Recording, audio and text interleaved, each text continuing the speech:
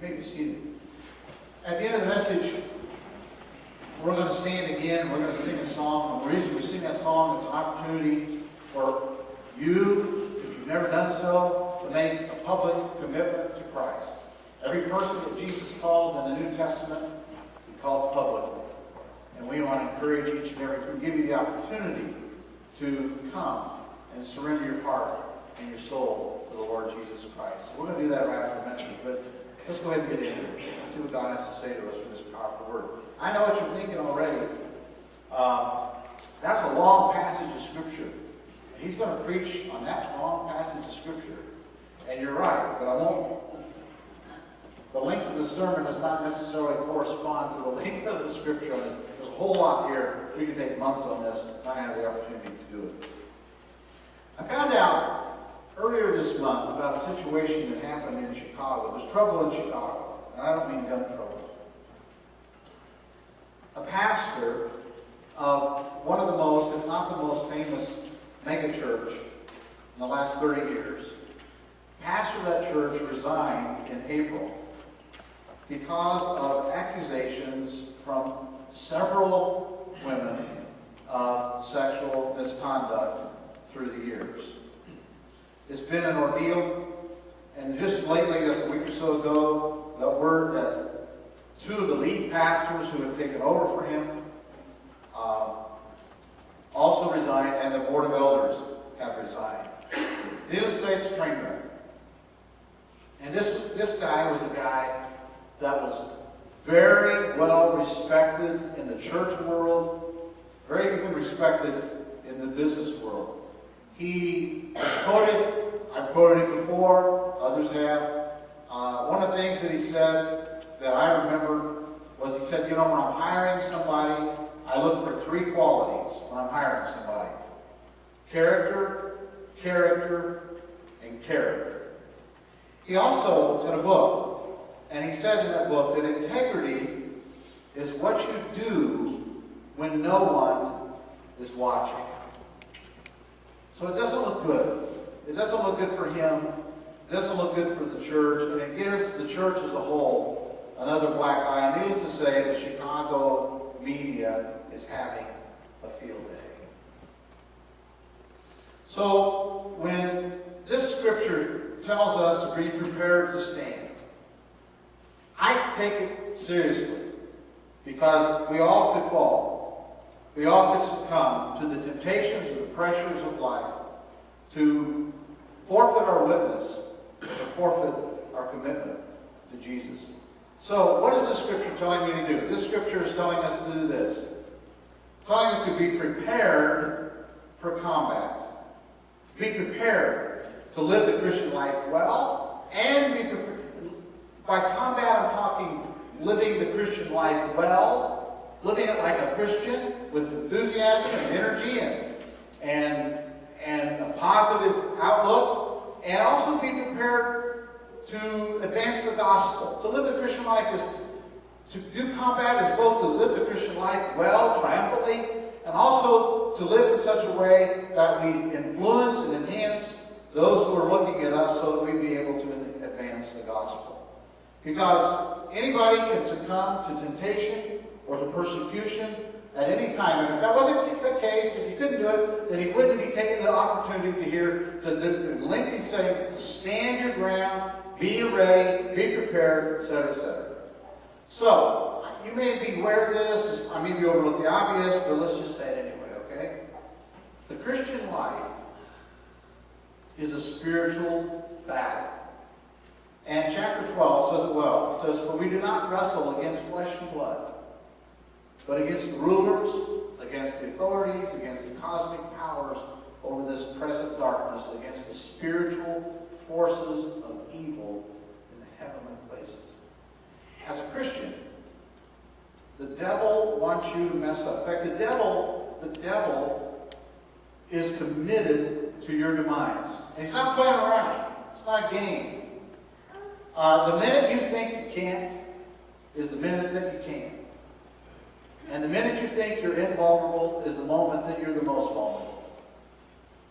The devil is committed to your demise. He wants you to fail.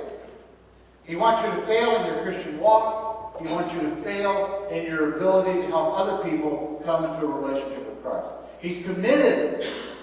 He's committed to your demise.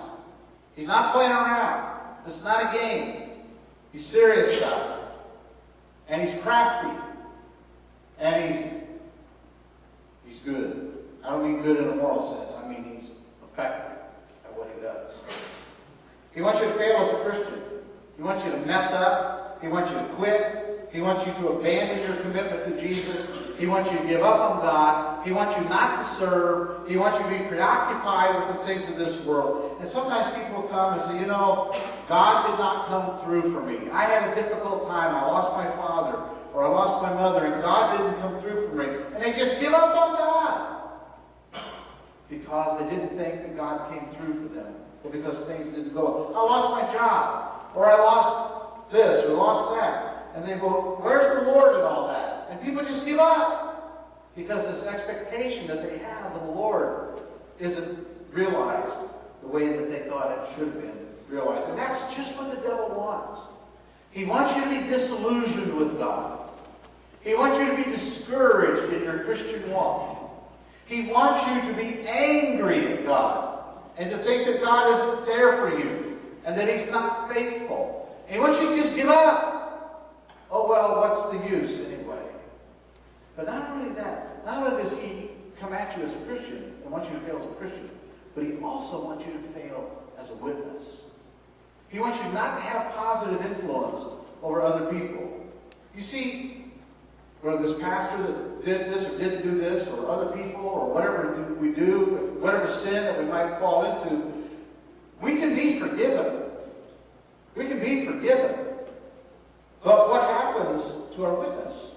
What happens to our ability to influence other people to become Christians if they see that we've messed up royally? You know? Yeah, we can be forgiven. We can be forgiven of anything. But what happens to our witness? It takes years to get that back. And the devil does not have to convince you to give up the faith if he can use you to get others to give it up or to not become Christians. So, yeah, we must guard our witness. We must manage our life in such a way that Jesus said other people, that we must be salt and light so that other people see our life and give glory to God for the good works that they see in us. So, yeah, our marriages need to be a good witness. Our language needs to be a good witness. Our moral conduct needs to be a good witness. We need to live in such a way that we are a positive witness of the superiority of this way of life over other ways of life. Now the enemy, I'm not done talking about him. The enemy will use people to try to attempt to destroy your life. You know that, right? The enemy will use people to attempt to destroy your life of witness. I'm talking about not about people that you love and care about. The devil will use them to try to harm you, to try to malign you, to try to turn against you. People that you never thought would turn against you, the devil will use to turn against you. People that you have helped, people that you've invested your life in, people that you've had fellowship with, the devil, he's not going to use somebody you don't care about. He's not going to use somebody, he might use somebody you haven't met, but if he's going to undermine your life, he's going to accuse you of things that you're not guilty of, if he's going to try to malign you and ruin your life, he's going to use people who are close to you to try to turn against you. And just as the Lord uses people to convert us, and teach us, and build us up, and encourage us, and love on us, the enemy also uses people to tear us down. It's always been that way. Paul was a Jew, and the people that hated him the most were Jews. His own people hated him most. And the Pharisees, he was a Pharisee, but people who resented him deeply were the Pharisees. And yeah, the Jews also, or the Gentiles also, many of them didn't like him as well. But it was primarily, well, both groups, but primarily the Jews who hounded him, harassed him, followed him. They were the ones who misrepresented him and persecuted him and lied about him, and who went to the authorities and who tried to get, who were committed to his demise. Jesus? Did Jesus have anybody against him? Indeed, who wasn't against him at the end? His disciples, they ran for cover. One of his disciples was the one, Judas, who betrayed him. Another disciple, Peter. Peter denied the Lord 3 times. You see, people can be very fickle. Very. And just as the Lord uses people to build us up, the devil will use people to tear you down. And he uses people to try to ruin your life, to ruin your witness. So, but I want you to remember this. As bad and fickle and disloyal and dishonest and demanding as people can be, they are not the enemy. Your enemy is not your boss, your competitor, your fellow student, your in-laws, the school board, the government, a politician, a stranger on the street. This is a spiritual battle. It's a spiritual battle for your soul and others. And your enemy is not people. They are pawns of the enemy, and that's how we need to look at it. They're not the enemy. The devil is your enemy. The devil is the mastermind behind all the difficulties and the struggles that you have with people. And he wants to come into your life and cause drama and cause turmoil and turn your attention away from the things of God to the things of this world. He wants you to give up your faith and have zero influence over other people coming to Jesus. This is a spiritual battle. He uses people, but he's the source of it. So, since it's a spiritual battle, you and I, you have to be on your guard. And we go to verse 10, when he says to be strong in the Lord. Be strong in the Lord, and in his mighty power, put on the full armor of God. Now, as Paul's writing this, Paul's in jail. He's in jail. Telling the church to put on the full armor of God. And I would imagine as Paul's in jail, he sees the centurion in their full armor. And he uses that imagery of the centurion in their armor to help explain to Christians what we need to do in order to be ready. Look, I want you to hear this. We were not called to Christ so that we would lose. Jesus is not a loser, and he does not make losers. We do not have to live defeated lives or be afraid or be on the defensive. We are not destined to lose. We can live well, we can live strongly, we can live gladly, we can live confidently, and we can have a lifestyle that is a positive reflection of Christ to those that we see and meet on a daily basis. God did not call you to this way of life only to have you mess it up. He wants to shape you. He wants to encourage you. He wants to strengthen you. He wants to put strong legs underneath you. He wants you to be able to walk. He wants you to be able to stand. Because he has called you to a different destiny, and he's called you to a way of life that will help other people realize the same destiny that he's called us to. We are not losers. We don't need to think that way. We don't need to act that way. But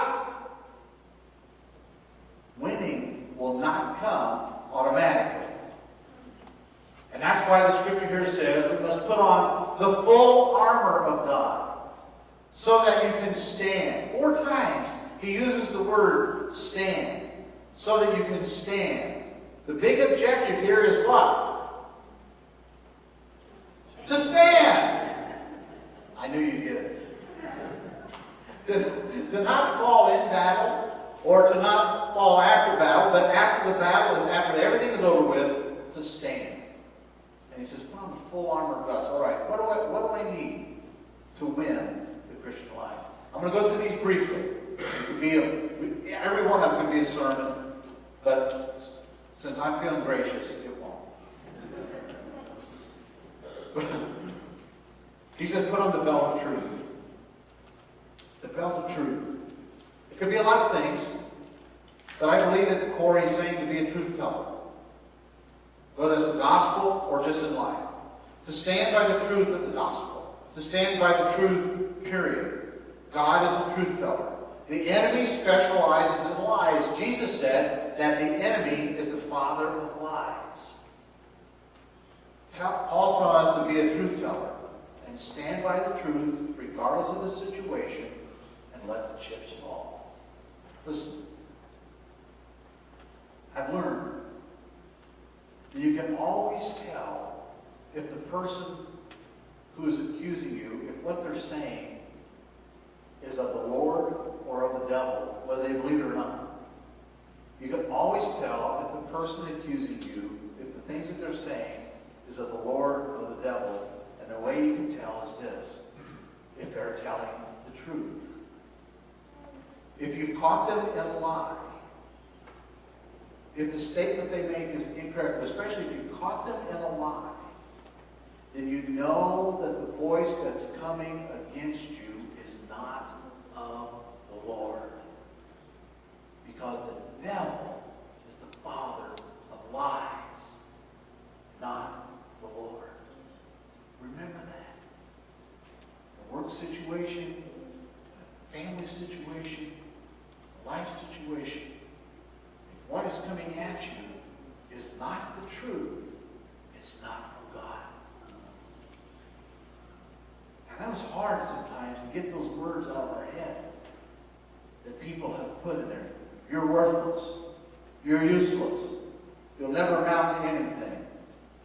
You're a bad neighbor. You're a bad husband.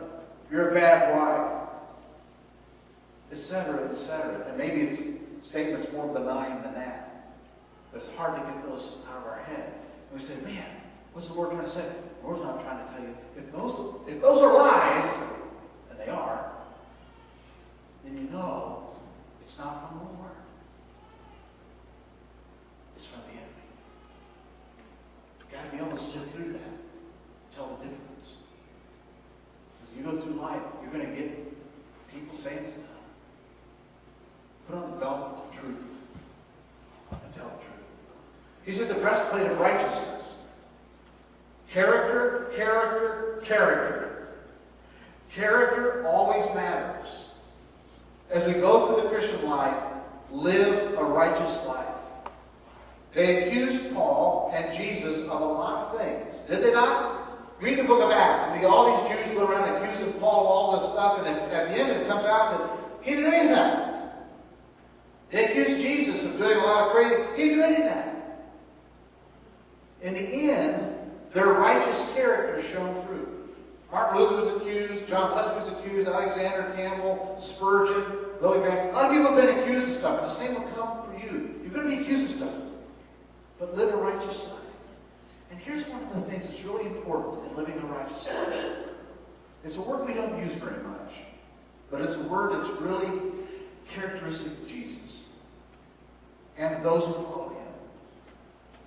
He said he had no guile. We don't use that word. It sounds like old-fashioned. Guile. G-U-I-L-E. It means that he lived without pretense. He lived without deceit. A person who has guile is a person who says one thing and does another. Or they're deceitful. Or they're friendly to your face, but on the back, behind your back, they're not. Or they have a private agenda trying to advance themselves. Or they've held a grudge, but they seem on the surface that they're friendly and nice and everything is right. And to live a righteous life We must live a life that is sincere and truthful, without guile, without false motives, without deceit, without duplicitous behavior, pretending to be one thing, but being something else. Third, he says, the gospel of peace. Be equipped with the gospel of peace. As we go through, this is why I ask you to have a plan to know how to share the gospel. To be ready to share the gospel. I told you Bill Fay said that 3% of Southern Baptists share their faith. And Southern Baptists are usually better at that than our undenominational denomination. So, I think it's a matter of obedience to be able to share the gospel and to be prepared to share the gospel and to know that when this life is over, that I've had a part to play and other people coming along behind me who became Christians because of my influence or because of my testimony or because of my teaching. He says, be ready. We cannot win the Christian life. We are not equipped to do battle. We are not equipped to do combat if we're not a person who isn't engaged in helping other people to become Christians. I don't know why we give ourselves a pass in that regard. I think it's learned behavior. Maybe we've learned it from other generations or learned from others around us. But the scriptures clearly tell us here that to win in the Christian life, we must be a people who are prepared to share the gospel with other people.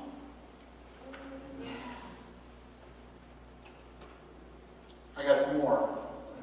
He said that the shield of faith. Faith. Strangely here, it looks like the shield is a defensive weapon by which we extinguish all the arrows of the enemy. The devil will throw stuff at us. But our faith in God, our faith is in a God who is larger than our enemy. Faith sees beyond that which is visible to see that what really is, and faith sees beyond what is to see what God can do. And if you don't have faith, you will lose in the Christian life. Because the stuff that people throw at you, that the enemy throws at you through people, the circumstances that come, the difficulties that come, the losses that come, if you don't have a faith in a God that transcends the moment, you will be overwhelmed by the stuff that happens. And he said, the helmet of salvation. I take this as the quiet confidence of people who know they are saved. We take that assurance in a situation. I realize I have to go through these quickly, and maybe some of them don't really connect the dots for you right off the bat, but when you go into this world, you need to walk with the quiet confidence and the assurance of a person who knows they're going to heaven. Because I don't know I'm going to heaven.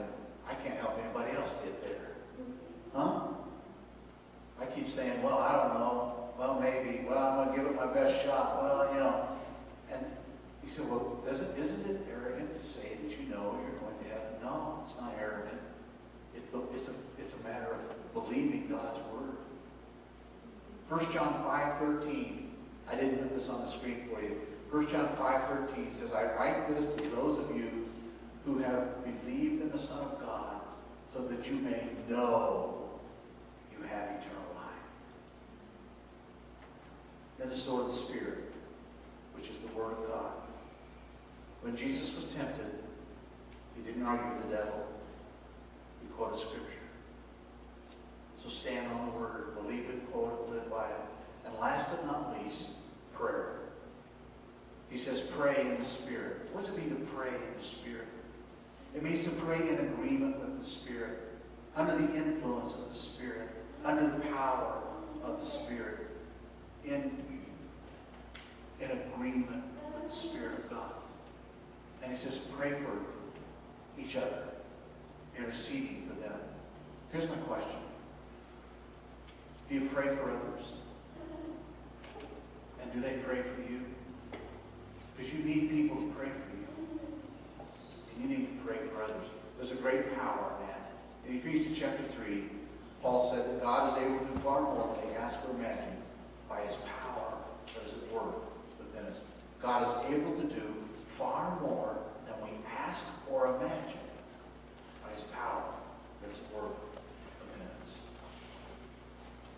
To reinforce what I've been saying today, I've asked Ruth Davidson to come and share with us as one who's intimately aware of spiritual warfare both in her life and what she sees every day at Teen Challenge. Ruth, would you come up here?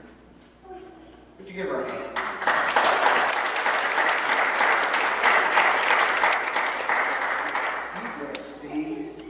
You get a seat, and you get a microphone.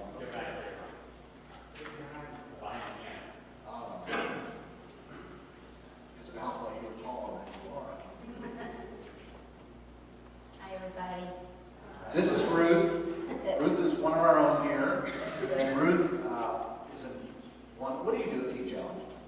Well, I wear many hats, but I do some accounting. I am the service and outreach coordinator. So when you see Teen Challenge at a church, it's because I've called and set it up. Or if you see us out doing a storefront, like at Publix or Walmart, you see our little tables out there and our students out there asking for donations and telling people about Christ and what He's done in their lives. It's usually because I've made that phone call. I do a few other things too. Oops, here we go. Also want to, Chris, your family, good to have you here today. Chris is director of Teen Challenge. That's my boss. Well, he must love you. There's support. So, You haven't always been a Christian. well, I was raised in the church, and I accepted Christ at 8 years old. And I always knew He was in my life, but at the age of 19, I turned my back on God.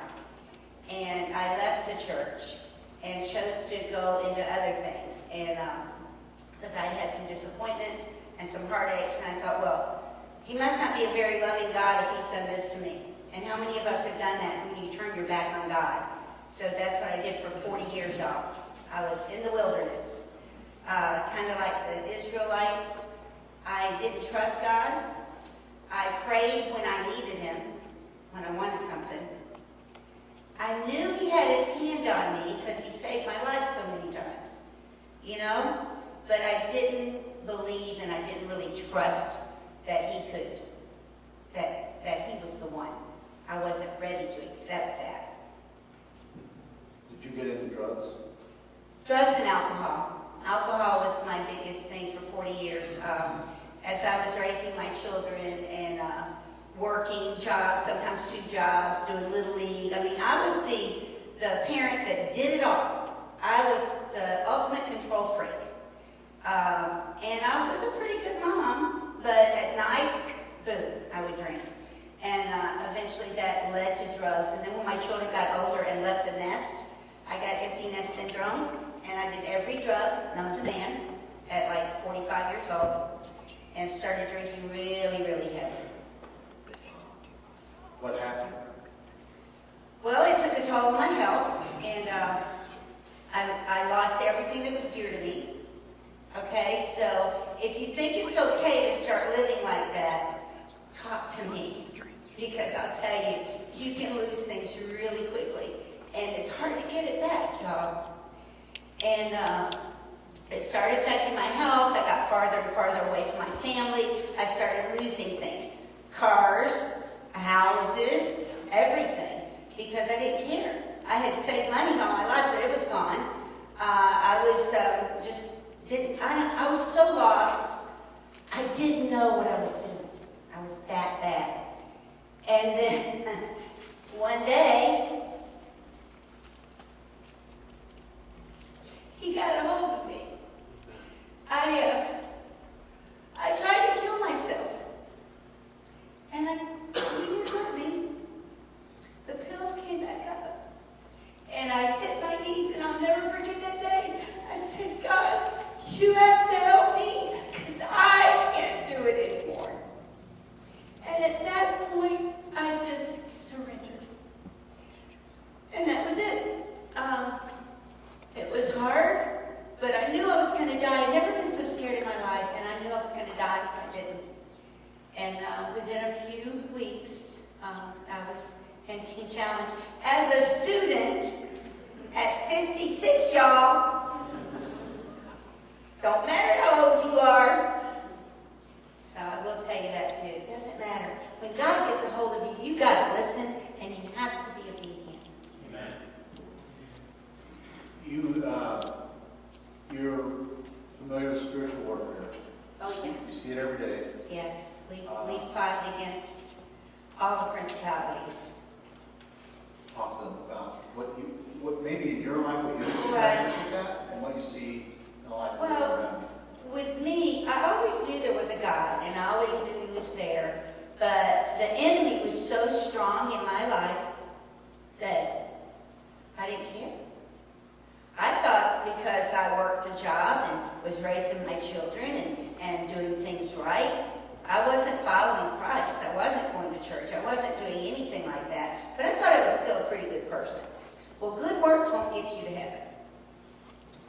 And now, with my job, it's a spiritual battle because when people come to us, they're broken. They're at their wits' end. They don't know what else to do. They've surrendered, like I did. But then again, we know that that first couple of weeks is so important just to keep them there. Just to get them in the door. Just to get them in the door, y'all. And once you do that, and you start pouring love into them, you tell them your love, and you tell them that. It took me a few months of Teen Challenge to even not be angry with God anymore. I had to learn to forgive. I had to learn how to love. But I had to learn how to love myself first. Because if you can't do that, then you can't be effective to other people. So when we get the students in, and Chris will tell you sometimes we get in some knuckleheads that think they know everything. Well, that's okay, because we know how to deal with it because we were knuckleheads. Okay? And that's why our program is successful, I think, is because we give back. God put it on my heart to give back. Whether it's through intercessory prayer, whether it's through just walking up to somebody and giving them a hug, or a big old smile saying, God loves you today. You know? Let people know that. Let's see it in you. You want this to shine. You know, and that's what He's done for me. So I think that's why I give that. Don't worry about those glasses. You just hold them. Okay. What do you, where you are now in your spiritual life, you obviously have the gift of encouragement. I try. And you have a very effervescent faith, and it shows. What helps, in this spiritual, you heard me talk about several things today. What tool of the armor of God helps you the most in your spiritual battles? Wow. Well, I use them all. And there's some days that I get up and I just dress myself in armor. I have to, because I know I'm going out to fight, you know. And that's what we all have to do as Christians, whether it's going into your job or going to school, whatever it is you do, going to Publix, going to Walmart, there's always a chance to spread it. But one of the things that, like all of the gifts that are all of the armor that was up there, I didn't use any of them. I wasn't an encourager. I wasn't full of joy. I wasn't happy. I had all the bad things, the self-control, the doubt, the manipulation, all of those sins, that was me until Jesus came and did that.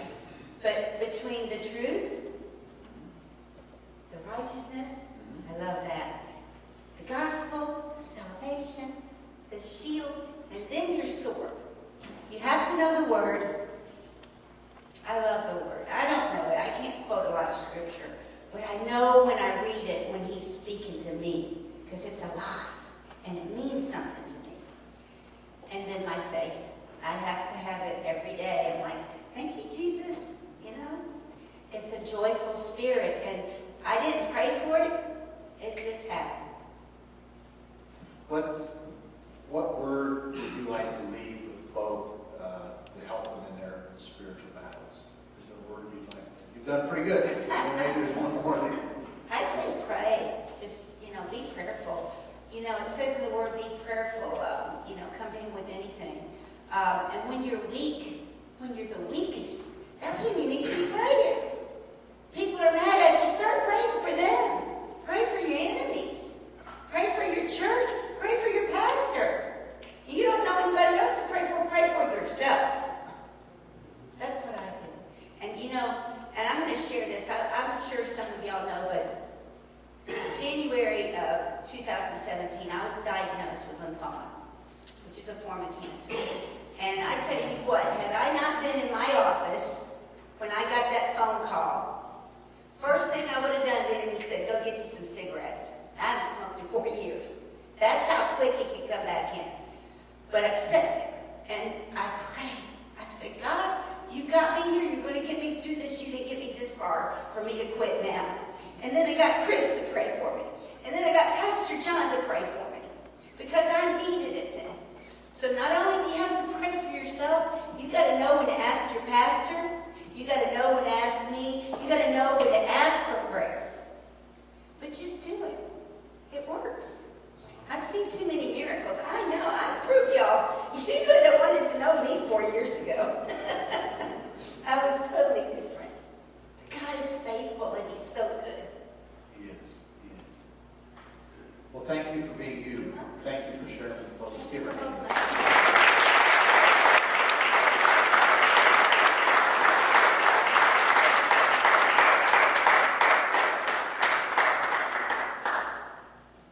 So if you don't believe me about spiritual armor, like we said, we're going to sing a song of decision, opportunity to make a commitment to Christ. And nobody can make that decision for you. Won't pressure you. It's a good decision. You'll never regret it. But it's a decision that each person has to make at some point to say yes to Jesus, to yield our life to Him, and to become His. Or maybe you've done all that. But you say, I like this church. And I want to be a